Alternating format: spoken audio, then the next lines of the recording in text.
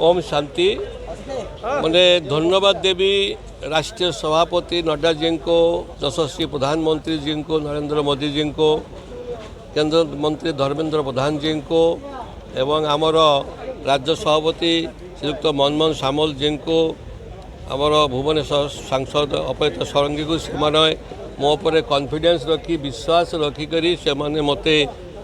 जयदेव निर्वाचन मंडली विधायक प्रार्थी भाव में लड़ाई मत घोषणा करिसेंती एवं विशेष भाव में मुझे आस्था भाजन हेबी निश्चित भाव में चेष्टा करी विपुल भोट्रे आम जययुक्त होगापाई। गला दिन देखा स्थानीय अंचल असंतोष था बीजेडी एक कहूला लोक मैंने विरोध कर बिल्कुल मो मते साधारण समस्ते भल पाती गोटे मुष्टिमेय केते लोक जो माने मु एमएलए हेबा परे माने पारालाल गोष्ठी बनाई देले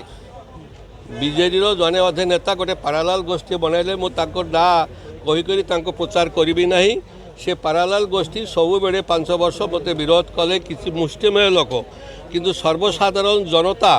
जयदेव निर्वाचन मंडली मोर गुरुजन माने भोटर माने माँ माने समस्ते मत भल पाती से माने मत विधायक भावती ना भावती परिवार जड़े सदस्य मुझे 365 दिन काम करे राति दिन सबु बेले